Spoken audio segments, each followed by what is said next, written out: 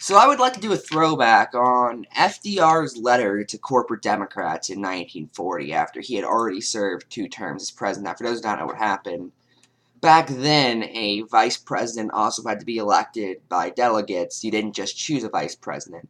Now, FDR's vice president in 1936 was a guy named John Nance Garner, who ended up to be more right-wing than FDR would like. He turned out to oppose a lot of the New Deal. So FDR eventually, having a purity test, I'm going to be sounding like that the entire time, just a warning, decided to replace his vice president with a man named Harry A. Wallace. And this is basically the letter he wrote in case Wallace didn't get the vice presidential nominee, which he did. Don't worry, don't worry. As you know by history, the fact that FDR served another 2 terms, he was elected in 40 and 44. So this is the letter he wrote, and the reason I'm reading this is because it's extremely similar to the Justice Democrat message. So here it is. Franklin D. Roosevelt's letter to the Democratic Convention, July 18, 1940. Members of the Convention, in the century in which we live, the Democratic Party has received the support of the electorate only when the party, with absolute clarity, has been the champion of progressive and liberal policies and principles of government. Okay, right there, right off the bat. This letter could be written today. That's one of the main focuses, is I could write this letter today, just change a few names around. I'd have to cut out some of the parts near the end. However, if the general message still reigns true today, right there. When we actually support progressive and liberal policies, why do you think there was such a huge support for the Bernie campaign? He's the most popular senator in all of America right now. Warren's at second. Barack Obama won 2 terms by promising progressive liberal policies. Now, he failed to deliver on those, mind you. He really did. However, he did at least attempt to try them for several times. Granted, these attempts were really... they weren't good attempts, but that's the side point.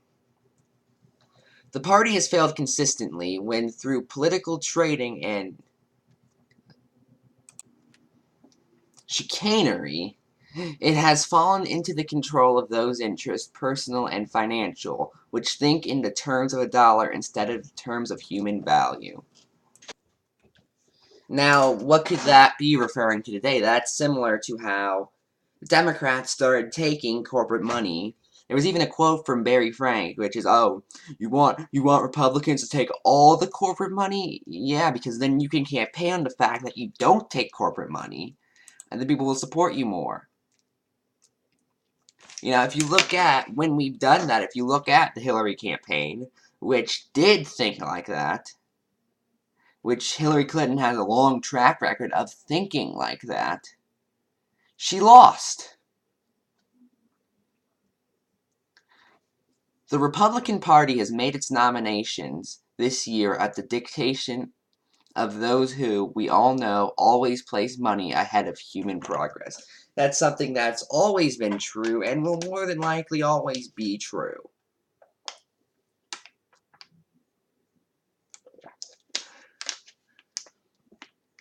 I don't like the fact that that's always true. I don't like the fact that it'll always be true, but it's going to be true. But let's continue on. The Democratic Convention, as appears clear from the events of today, is divided on its fundamental issues. Until the Democratic Party, through this convention, makes it overwhelmingly clear it stands in favor of social progress and liberalism, and shakes off all the shackles of the controlled fastened upon it by the forces of conservatism, reaction, and appeasement, it will not continue its march of victory. And what proved he was right there? What proved he was right there? The fact that under Barack Obama, the Democrats lost over 1,000 seats. I keep mentioning that, and it's still true. It's true because they started thinking like that. They started, I'm going to reread it. They didn't manage to shake off the shackles of the control fastened upon them by conservatism, reaction, and appeasement. So they lost 1,000 seats. Now, the House is controlled by Republicans, the Senate is controlled by Republicans, the presidency is a Republican, most of the governorships are Republicans, the Supreme Court Which, in all fairness, we haven't had the Supreme Court in a long time, but we could have had it back. We could have had it back. We didn't, though. You know, most of the state legislators are Republicans. Even a lot of the local ones are Republicans. Because we didn't manage to shake off. We didn't manage to shake off the shackles. It is without question that certain political influences pledged to reaction in domestic affairs and appeasement in foreign affairs have been busily engaged behind the scenes in promotion of discord since this convention convened. So basically this is him saying, you guys screwed up. And this is my favorite part. This shows how principled FDR was. Keep in mind, he had already been a Democratic president for 2 terms. He had already almost certainly had a nominee. I don't think there was a single person. There were a few people who ran against him in 1940. Out of the convention votes, he got 946. The closest competitor, a guy named James Farley, got 72.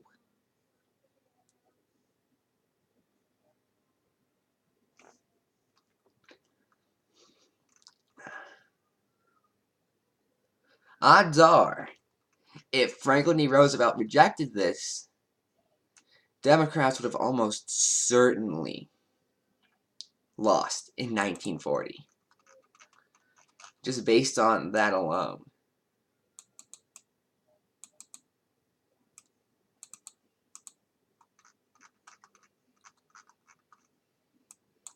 And here is what he said when it came to just the possibility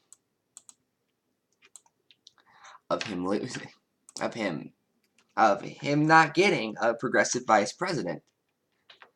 Under these circumstances, I cannot, in all honor, and will not, merely for political expediency, go along with the cheap bargaining and political maneuvering, I think, which has brought about the party's dissension in this convention. So that's him saying, screw you guys. That's basically just him saying, screw you. If you are going to sit there and not actually fight for progressive ideas, then I don't want to be a part of this. This is something like Bernie Sanders would say. And Bernie Sanders may not have actually said this, because keep in mind, again, at this point, FDR had been president for 8 years as a Democrat. And this is him saying, I'm leaving if you don't stop. Not, I'm gonna run as an independent, just, I'm leaving in general, goodbye.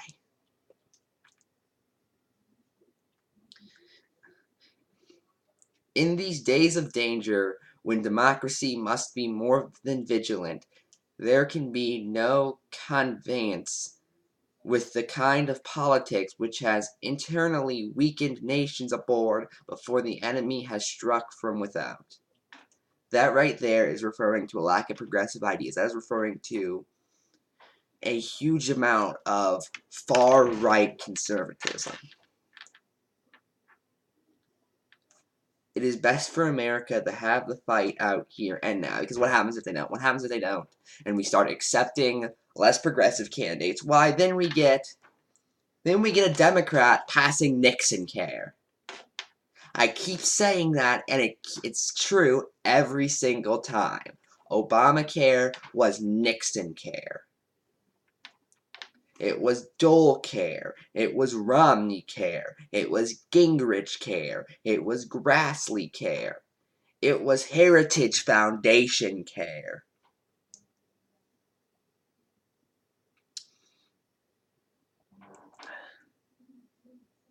I wish to give the Democratic Party the opportunity to make its historical decision clearly and without equivocation, I believe. The party must go wholly one way or wholly the other. It cannot face in both directions at the same time. Because what happens when it tries? What happens when it tries to be moderate? It just ends up being a Republican Party with a rainbow flag. That's a quote from Jimmy Dore, who actually is the reason I found out about this.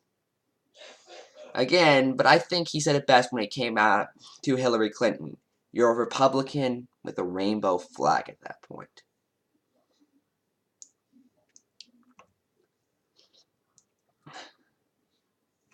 By declining the honor of the nomination for the presidency, I can restore that opportunity to the convention. I so do.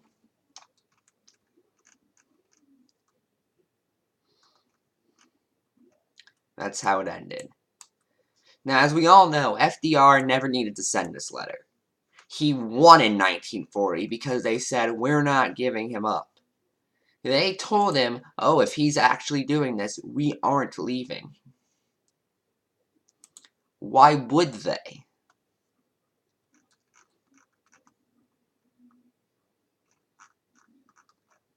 Well, and we need people to fight like this. You want to know what would have happened if we actually had these people go, oh, we actually had progressive people in the party. People like Elizabeth Warren say, either you fight for progress or I'm leaving. That would have been, it would have been much different.